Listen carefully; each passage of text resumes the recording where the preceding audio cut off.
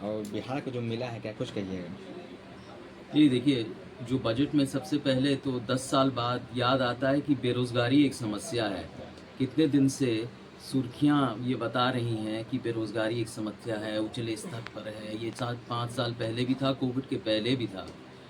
तो अब उनको ये समझ आता है कि कुछ करें। ये खोखले वादे हैं उनके, नीतियाँ होती हैं, नीतियों को मुकम्मल करना होता है, लागू करना होता है। ये कब करेंगे? ऐसे तो इसकी कभी पुष्टि हुई नहीं। जितने भी कार्यक्रम हैं, कहाँ गए इनके?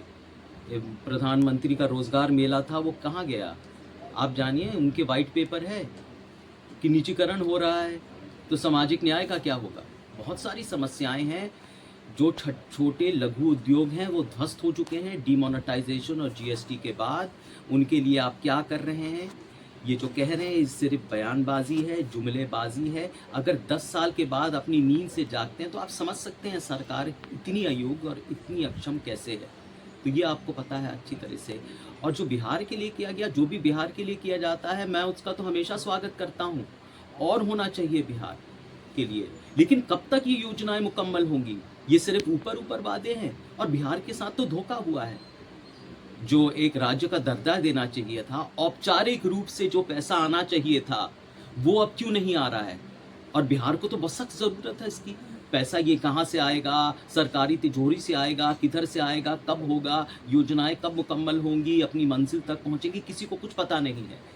तो ये बिहार या आंध्रा की बात हुई, ये सिर्फ एक ढकोसला है। मैं नहीं मानता, जब तक ये मुकम्मल होगा मैं इस पे यकीन नहीं करूँगा।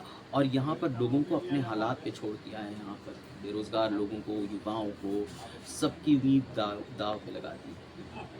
मोदी जी अपने दो अलायंसों को सबसे ज़्यादा महत्व दिए हैं। एक बिहार के नीतीश कुमार को और एक जो टीडीपी के हैं उनको ज़्यादा खजाना खोल के दिए हैं। तो क्या कुछ कहिएगा? नहीं, खजाना खोला कहाँ? ये तो पता भी नहीं है ना कि ये धन आएगा सरकारी तिजोरी से, मिलेगा कि नहीं, ये भी नहीं पता है कब होगा। ऐलान किया है सिर्फ। और ये ऐलान भी एक धोखा है, क्योंकि हम तो विशेष राज्य का दर्जा मांग रहे थे बिहार। आप सब लोग जानते हैं, ही मांग रहे थे। ज़रूरत है कि नहीं है? आप देखिए यहाँ पर गरीबी, यहाँ पर जो बेरोज़गारी है, ये जो कृषि क्षेत्र में जो हालत है, औपचारिक रूप से यहाँ से धन आता, एक सही धन आता। अब तो पता भी नहीं है कब आएगा, कब होगा, कौन पूछने वाला है, बाद में कौन याद करता है। तो ये पता तो चले कि क्या हो रहा है। कल सारे सीएमओ का, मुख्यमंत्री का बैठक था, बिहार के मुख्यमंत्री उसमें नहीं गए। क्या कुछ कहिएगा? देखिए, बिहार के मुख्यमंत्री, ये उनसे पूछिए कि क्यों नहीं गए मुख्यमंत्री की बैठक में।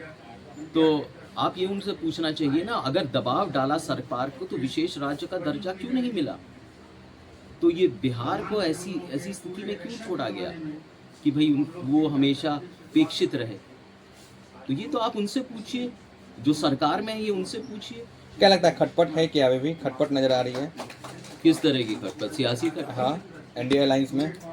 अरे इंडिया लाइन तो बिल्कुल बेताब है, बेचैन है। उनको समझ नहीं आ रहा कि अब क्या करें, क्योंकि जैसे हालात आ गए हैं, वो बच गए इस तरह इस बार।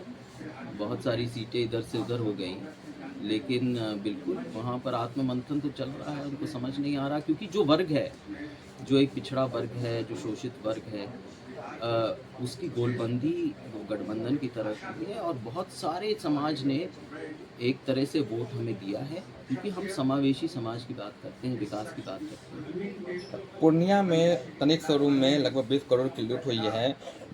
बीजेपी वालों ने कहा है कि पप्पू यादव दोषी हैं।